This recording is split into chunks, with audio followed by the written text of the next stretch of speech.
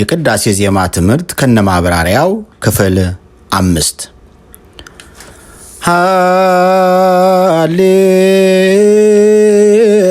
ሃሌሉያ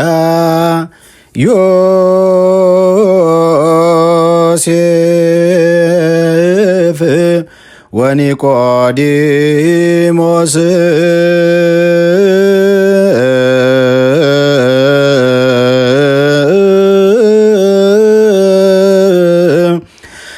ገነዝዎ ለኢየሱስ በሰንዶናት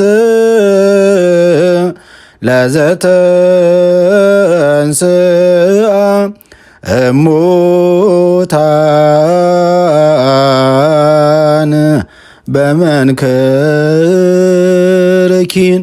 ይህ ኃይለ ቃል ወይም ይህ አዋጅ በኢትዮጵያ ኦርቶዶክስ ተዋሕዶ ቤተክርስቲያን ሥርዓተ ቅዳሴ ውስጥ በተለይም በትንሣኤ በዓልና በበዓለ 50 ሳምንታት ውስጥ እመቦ ብእሲ በሚለው የሥርዓት ጥሪ ምትክ የሚነገር ታላቅ የምሥራች ነው። የዚህ አዋጅ መንፈሳዊ ትርጉምና ማብራሪያ እንደሚከተለው እንመለከታለን።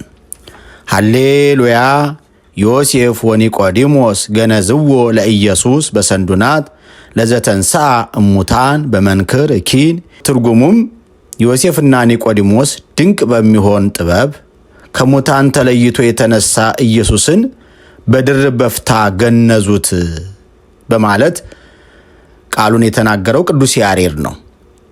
የአምላካችንን ትሕትና በምናይበት መጠን የዮሴፍንና የኒቆዲሞስን ልዕልናን እያየን የምናደንቅበት አዋጅ ነው። ሰማይና ምድርን በመሃል እጁ የያዘውን ጌታ ዮሴፍና ኒቆዲሞስ በእጃቸው ከመስቀል አውርደው ሲገንዙት፣ በአዲስ መቃብር ሲያኖሩት ማየት እጅጉን የሚደንቅ ነው። ይህ ለዮሴፍና ለኒቆዲሞስ እጅግ ክብርና መታደል ነው። አካለ መለኮትን መገነዝ የእግዚአብሔርን ትሕትና የእነርሱን ልዕልና ያሳያል።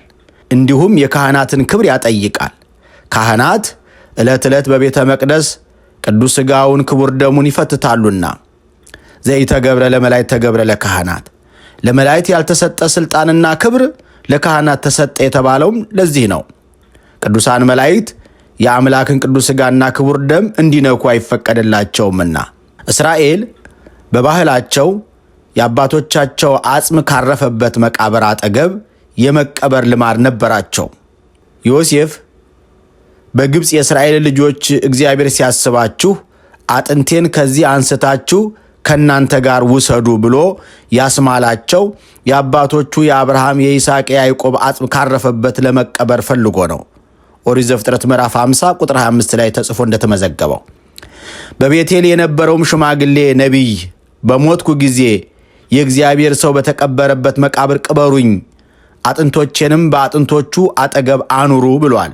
አንደኛ ነገሥት 13 ቁጥር 31። ጌታችን ግን የተቀበረው እንደ እስራኤል ባህል የቅዱሳን አጽም ካረፈበት ሳይሆን ማንም ካልተቀበረበት ከአዲስ መቃብር ነው። ይኸውም ባለጠጋው የአርማትያሱ ዮሴፍ ለራሱ ያዘጋጀው መቃብር ነበር። ወንጌላዊ ማቴዎስ እንዲህ ሲል እንደመዘገበው ዮሴፍም ሥጋውን ይዞ በንጹሕ በፍታ ከፈነው፣ ከዓለትም በወቀረው በአዲስ መቃብርም አኖረው፣ በመቃብሩም ደጃፍ ታላቅ ድንጋይ አንከባሎ ሄደ ይላል የማቴዎስ ወንጌል ምዕራፍ 27 ቁጥር 59 ላይ። ይህም ዮሴፍን ዕድለኛ ያደርገዋል። የክብርን ጌታ በደም የተለወሰ ሥጋውን ገንዞ በራሱ መቃብር መቅበሩ በአይሁድ ፊት እኔ የእርሱ ደቀ መዝሙር ነኝ ብሎ መመስከሩ የክርስቶስ ባለሟል ለመባል አበቃው። ይህም እግዚአብሔር ባወቀ በእርሱ ጥበብ ነው። አዲስ ሕገ ወንጌል ሰራህልን ሲሉ በአዲስ መቃብር ቀበሩት። አንድም የሰውን ልጅ ከብሌት ወደ አዲስ ሕይወት ታሻግረዋለህ ሲሉ፣ አንድም በሐዲስ ሥጋ ትነሳለህ ሲሉ በአዲስ መቃብር ቀብረውታል። በብሉይ ኪዳን እንደተጻፈው ከነቢዩ ከኤልሳ መቃብር ተቀብሮ የነበረው ሰው የነቢዩ አጥንት በነካው ጊዜ በተአምር ተነስቷል። ሁለተኛ ነገሥት ምዕራፍ 13 ቁጥር 20 ላይ። እንግዲህ ጌታችንም ከአንዱ ቅዱስ መቃብር ተቀብሮ ቢሆን ኖሮ ሞትን ድል አድርጎ በሚነሳ ጊዜ በራሱ አልተነሳም፣ የቅዱሱ አጽም ነው ያስነሳው ብለው አይሁድ በትንሣኤው ላለማመን ምክንያት እንዳያቀርቡ አድርጓቸዋል። በአዲስ መቃብር የተቀበረበት ሌላው ምስጢር የክርስቶስ ቅዱስ ሥጋውና ክቡር ደም የሚቀበል አንድ ክርስቲያን እንደ ንጹሕ ድርብ በፍታ ከቂም፣ ከበቀል፣ ከጥላቻ፣ ከኃጢአትና ከክፋት ንጹሕ ሆኖ በአዲስ ልብ በአዲስ መንፈስ ሥጋው ደሙን መቀበል እንደሚገባው ለማስረዳት ነው።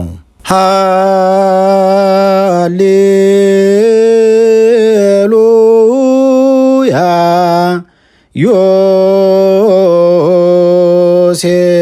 ዮሴፍ ወኒቆዲሞስ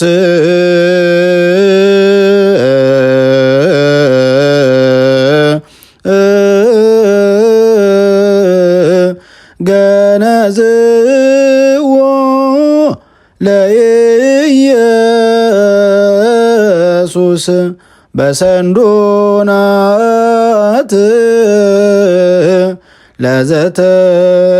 ለዘተንሥአ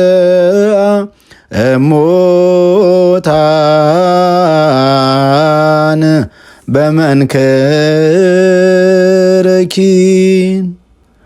መልካም ማድረግን ለሌሎች ማካፈልን አትርሱ፣ እንዲህ ያለው መስዋዕት እግዚአብሔርን ደስ ያሰኘዋልና። ዕብራውያን 13 ቁጥር 16። ይህንን ትምህርት ለሌሎች በማካፈልና ሰብስክራይብና ላይክ በማድረግ አገልግሎታችን ያግዙ። ይቆየን።